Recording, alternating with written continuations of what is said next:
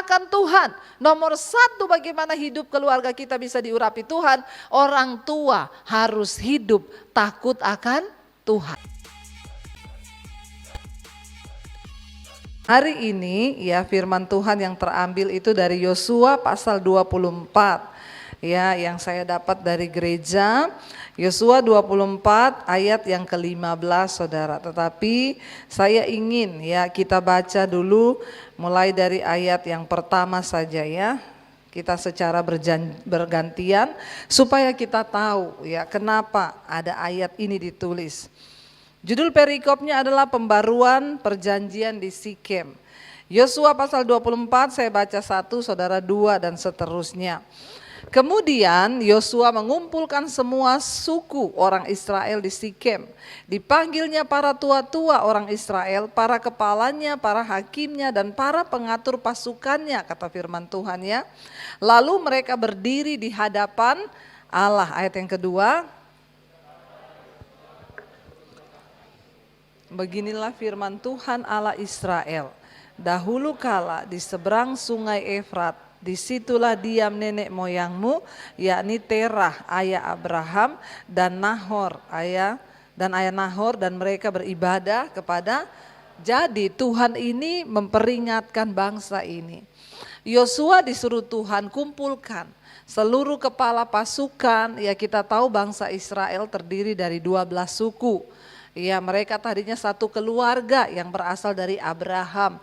Lalu turun ya Abraham memperanakan Ishak, Ishak memperanakan Yakub. Saudara tahu asal dari Israel itu Yakub yang diganti namanya menjadi Israel. Lalu mereka hijrah ke Mesir. Ketika pada waktu itu salah satu anaknya Yusuf dibuang di Mesir. Lalu kelaparan terjadi dan mereka semua pindah ke Mesir. Setelah mereka ada di Mesir, mereka menjadi satu bangsa dari yang kecil, karena kita tahu sejarahnya Yusuf menjadi perdana menteri yang menyelamatkan bangsa Mesir dari kelaparan besar. Karena Yusuf disertai Tuhan. Jadi pada waktu itu Fir'aun, jadi Fir'aun itu bukan nama orang Saudara, Fir'aun itu adalah julukan raja bagi raja di Mesir. Fir'aun mengasihi Yusuf karena Yusuf dianggap berjasa bagi Mesir, meluputkan mereka dari kelaparan besar. Akhirnya Raja Fir'aun memberitahu kepada Yusuf, bawa keluargamu ke Mesir. Ya, padahal kita tahu orang Mesir itu sangat tidak boleh bersentuhan dengan orang Ibrani atau Israel. Akhirnya Yusuf membawa semua keluarganya, Yakub dan seluruh keluarganya, 11 suku Israel pindah ke Mesir karena kelaparan itu. Lalu mereka disambut dengan sukacita oleh Raja Fir'aun. Akhirnya mereka, dari situlah sejarah Tuhan akhirnya membawa bangsa itu keluar dan mereka mengalami banyak ya pertolongan Tuhan.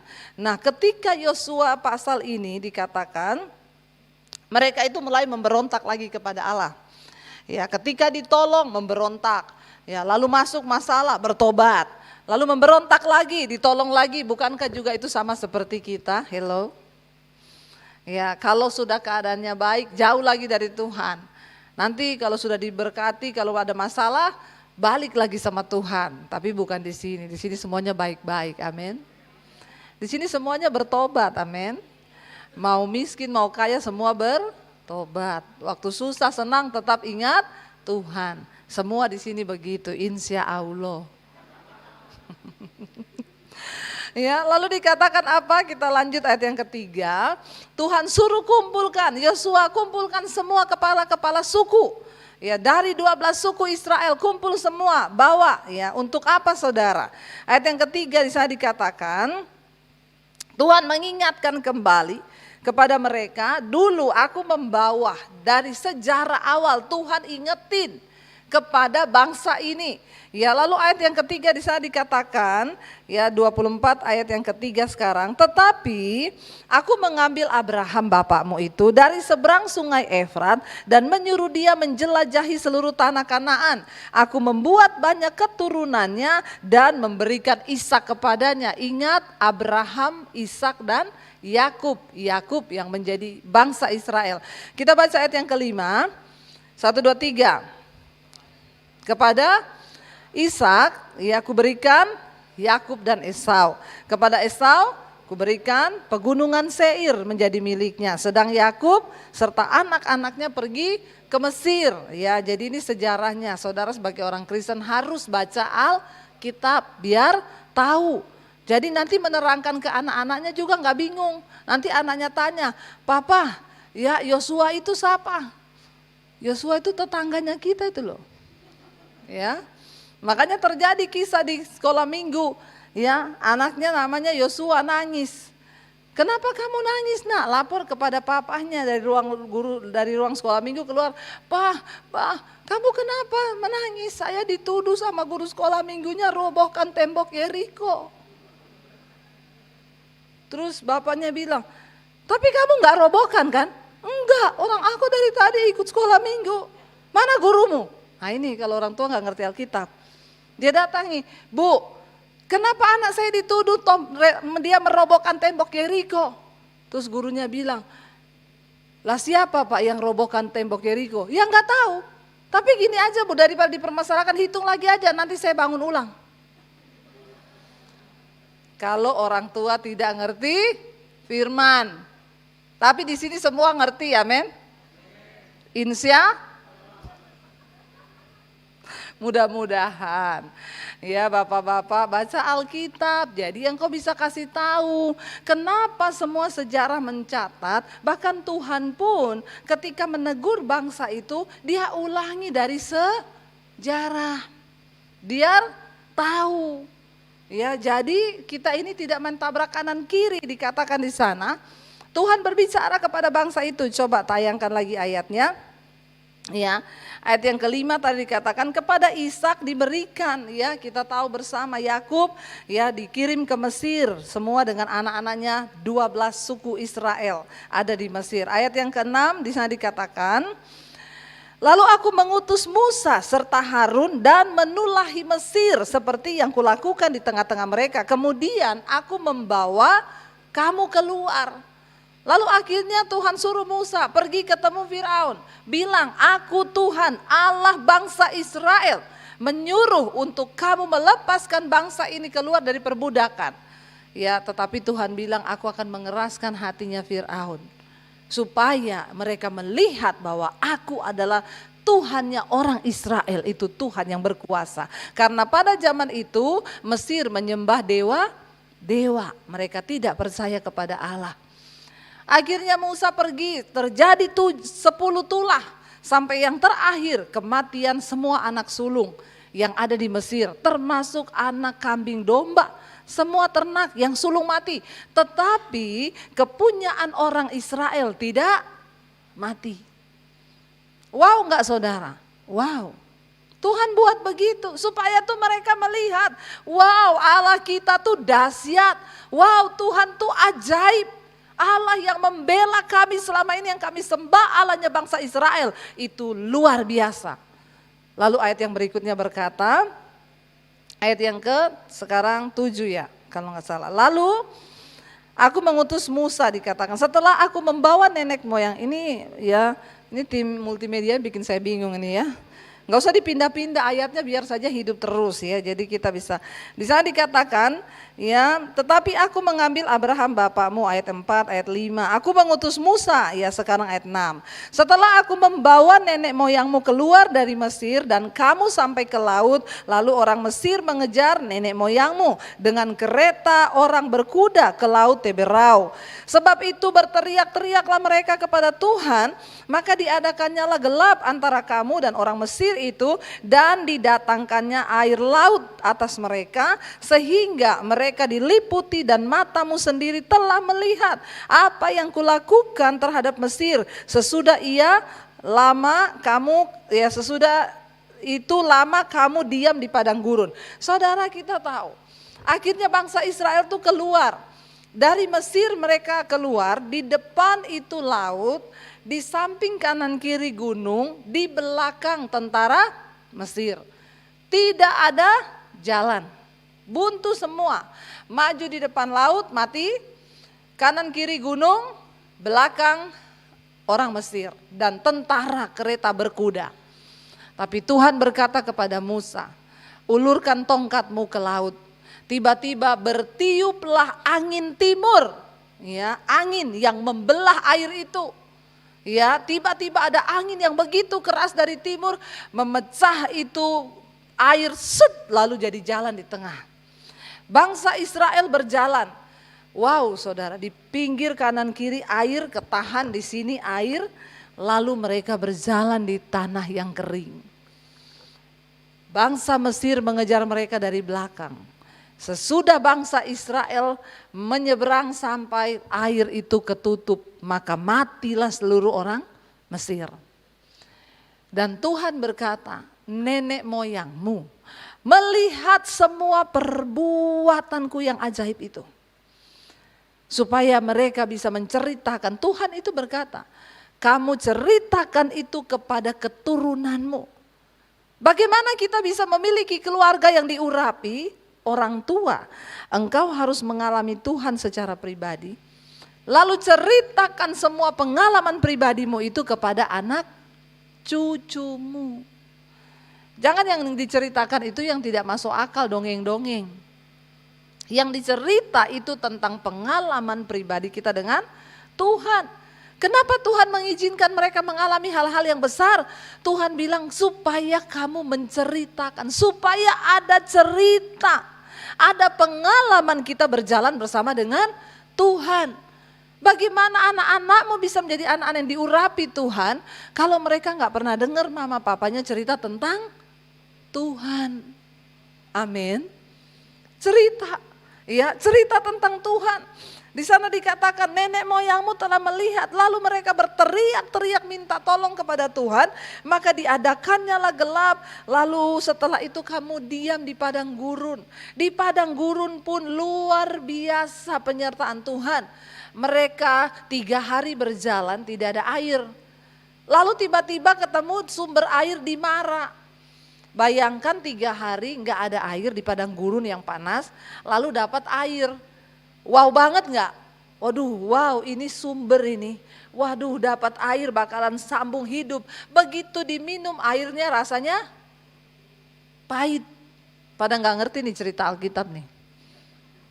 Mara itu di mana? Samping Nyapi ke sana dikit. Muara Karang. Ya.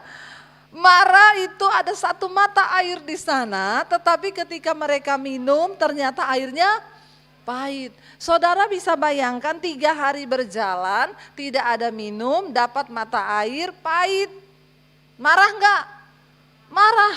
Ngomong sama Musa, ternyata kamu bawa kita keluar dari Mesir cuma karena di sana enggak ada kuburan. Ternyata kamu mau mengubur kita di padang gurun ini supaya mati. Orang itu kalau enggak ngerti rencana Tuhan, hidupnya penuh sungut. Beda-beda tipis dengan yang di sana itu. Yang di sini semua luar. Ya, haleluya. Ya. Tapi enggak apa-apa kan, biar merasa tertuduh sendiri kan, daripada dituduh gitu. Lalu tiba-tiba mereka marah-marah sama Musa. Musa, mending kita mati di Mesir, tapi matinya di depan kuali, isinya daging dan roti. Walaupun kita budak, mati di Mesir, matinya mati kekenyangan. Bukan mati lapar di padang gurun. Itu orang Israel. Kalau saya Tuhan, kalau saya jadi Tuhan, saya sumpel mulut mereka itu semua. Tapi untung bukan saya Tuhan. Rasanya aduh gondok bener tuh ngadepi manusia kayak begini nih. Begini Israel di Mesir, teriak-teriak, diperbudak gak enak. Begitu dibawa keluar sampai di padang gurun, gak ngerti lagi saudara. Itulah sering kalian terjadi dengan hidup kita.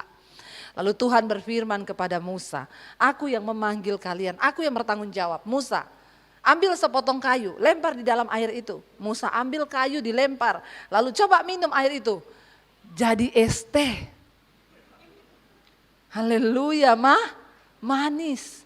Airnya dingin manis. Bayangkan di padang gurun 3 hari, Tuhan tahu engkau butuh sirup.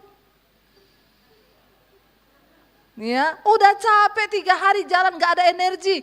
Tuhan bilang kasih manis. Saya juga tidak belajar itu. Kita gak tahu tuh ya Tuhan ambil gula dari mana atau dari mana. Tapi kan Tuhan maha bisa. Ya, jadi tidak usah ditambahi yang ada di Alkitab, jangan dikurangi juga. Nggak usah saudara tanya, itu manisnya dari mana Bu? Kira-kira itu beli gula di mana? Tuhan yang menciptakan segala sesuatu. Saudara bisa bayangkan, 3 hari berjalan nggak minum, dapat air sejuk, dingin, manis. Wah, energinya nambah. Itu Tuhan lakukan kepada mereka. Lalu dikatakan di sana, ya mereka akhirnya sampai ke padang gurun ayat 8. Aku membawa kamu ke negeri orang Amori dikatakan. Yang diam di seberang sungai Yordan. Dan ketika mereka berperang melawan kamu, mereka kuserahkan dalam tanganmu. Sehingga kamu menduduki negerinya, sedang mereka kupunahkan di depanmu. Waktu mereka menghadapi musuh, satu keluarga, Tuhan juga memperlihatkan pembelaannya. Lalu ayat yang berikutnya dikatakan, ya Ketika itu Balak bin Sipor, Raja Moab, bangkit berperang melawan orang Israel. Disuruhnya memanggil Bileam bin Beor untuk mengutuki kamu. Lalu dikatakan di sana, tetapi aku tidak mau mendengarkan Bileam, sehingga ia pun memberkati kamu. Demikianlah aku melepaskan kamu dari tangannya. Ini Tuhan lagi ingetin bangsa ini. Ingat ya, kira-kira saudara, kalau Tuhan juga mau mengingatkan kita tentang kebaikannya, banyak enggak? Banyak. Ingat ya, kamu tuh dari kecil ada yang hampir mati. Kamu ya dari kecil itu kayak gini. Ketika kami berhadapan dengan ini, itu aku yang gini. Itu semua pertolongan Tuhan. Harus kita ingat dan ceritakan kepada anak cucu kita. Setelah kamu menyeberang sungai Yordan dan sampai ke Yeriko, berperanglah ya melawan kamu warga-warga kota Yeriko. Orang Amori, orang Feris, orang Kanaan, orang Het, orang Girgasi, orang Hewi, orang Yebus. Tetapi mereka semua itu kuserahkan ke dalam tanganmu. Luar biasa bangsa ini. Begitu dikasihi Tuhan sehingga musuh-musuhnya semua ditaklukkan. Lalu ayat yang berikutnya, kemudian aku melepaskan tabuhan mendahului kamu. Dan binatang-binatang ini menghalau mereka di depanmu seperti kedua raja orang Amori itu. Ya, sesungguhnya bukan oleh pedangmu dan bukan pula oleh panahmu. Tetapi apa saudara, demikianlah kuberikan dikatakan ya negeri yang kamu peroleh tanpa bersusah-susah. Tetapi kamulah yang diam di dalamnya ya, dan kota-kota yang tidak kamu dirikan. Bayangkan dapat negeri bukan karena perjuangan, ya dapat kota bukan mereka yang mendirikan. Tetapi kamulah yang mendiami di dalamnya, juga kebun-kebun anggur, kebun-kebun zaitun yang tidak kamu tanami. Kamulah yang memakan hasilnya, itu karena anugerah. Ayat yang berikutnya, oleh sebab itu, baca sama-sama. Takutlah akan Tuhan dan beribadahlah kepadanya dengan tulus ikhlas dan setia. Jauhkanlah Allah yang kepadanya nenek moyangmu telah beribadah di seberang sungai Efrat dan di Mesir, dan beribadahlah kepada Tuhan. Kenapa Tuhan mengingatkan bangsa ini semua yang sudah Tuhan lakukan? Supaya apa? Ayat tadi berkata, ya ayat yang tadi jangan dulu dipindah kalau saya belum suruh. Ya perlu copy nih multimedianya ya. Tetapi ya tadi ayat yang mundur dulu tadi ayat yang ya. Oleh sebab itu Tuhan bilang kepada mereka, karena Tuhan sudah berbuat banyak kebaikan. Oleh sebab itu takutlah akan Tuhan dan beribadahlah kepadanya dengan tulus ikhlas. Orang tuh beribadah, saudara, terutama kita orang tua, memberi contoh kepada anak-anak kita. Dengan tulus ikhlas. Jangan suruh-suruh anakmu beribadah tapi engkau tidak pernah ibadah. Saya tuh bersyukur, orang-orang itu Bu Debi, saya sekarang di rumah hanya saya yang ikut mesbah doa Bu. Saya rindu supaya suami saya bisa ikut Bu mesbah doa. Ibu, ya kalau sekarang suami belum ikut enggak apa-apa. Ibu doa aja terus. Nanti satu saat dia akan lihat ketulusan ibu. Nanti satu saat dia juga akan tergerak. Saya juga rindu anak-anak saya Bu ikut juga mesbah doa. Ibu terus berdoa dengan tulus. Enggak lama Kemudian bersaksi, ibu puji Tuhan, sekarang suami, anak saya semua sudah ikut. Bahkan beberapa waktu yang lalu ada anak-anak 13 tahun bersaksi kirim ke mesbah doa. Ya, bahwa dia dilepaskan dari roh ketakutan. Anak itu bilang, saya umur 13 tahun Ibu Debbie, tadinya yang ikut mesbah doa di rumah hanya mama saya. Tapi tiap malam mama saya itu ikut sendiri, saya kasihan. Akhirnya saya temenin mama saya. Tadinya niat hanya menemani karena mama sendiri. Tapi ternyata setelah saya mendengar khotbah-khotbah ibu, jadi ketagihan. Nah tadinya saya ini seorang anak remaja yang dipenuhi roh ketakutan. Saya sering khawatir, saya sering takut Bu. Kadang-kadang kebayang nanti saya mati, besok kebayangnya orang tua saya mati. Saya bilang iya itu roh-roh yang menyerang. Tapi puji Tuhan Bu Debbie, sejak saya ikut ibadah mesbah doa bersama mama, sekarang saya tidak pernah lagi ada roh-roh ketakutan itu menyerang. Sekarang saya hidup dalam damai sejahtera. Saudara, karena itu firman Tuhan bilang, mari kita hidup takut akan Tuhan dan beribadah kepada Tuhan dengan tulus, ikhlas. Orang tua, bagaimana anakmu bisa datang kepada Tuhan kalau engkau sendiri tidak mau beribadah kepada Tuhan dengan tulus, ikhlas. Ya, jangan beribadah kepada Tuhan karena terpaksa. Ini hari Minggu loh, harus ke gereja. Cepat-cepat gini. Tapi ya berantem jalan terus, di rumah ribut terus suami istri. Kita nggak bisa jadi contoh. Bagaimana keluarga kita mau jadi keluarga yang diurapi Tuhan? Tuhan berkata kepada bangsa ini, oleh sebab itu takutlah akan Tuhan.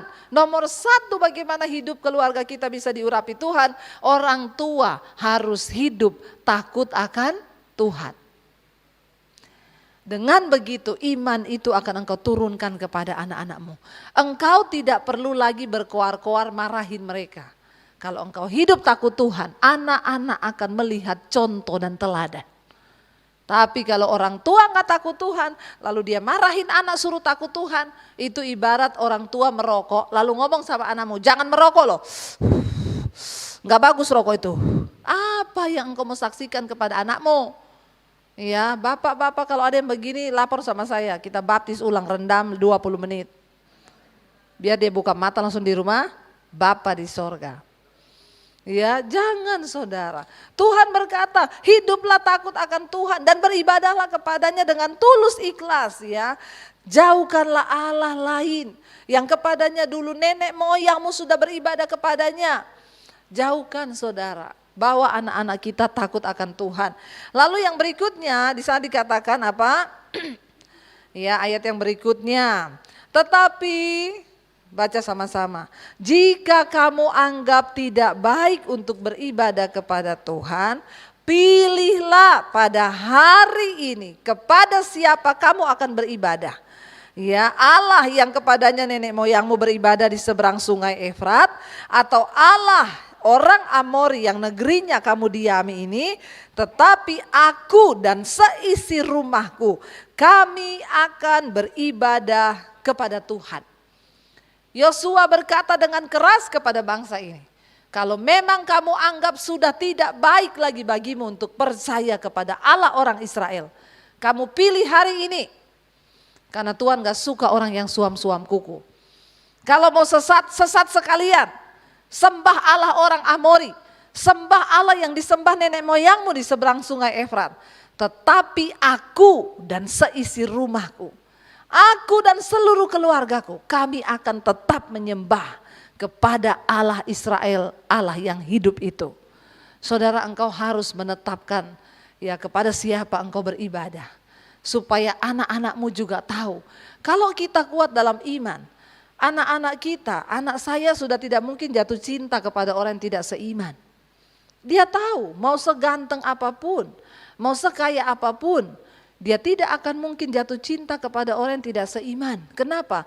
Dia tahu orang tuanya menyembah kepada Tuhan Yesus Kristus, Tuhan yang hidup.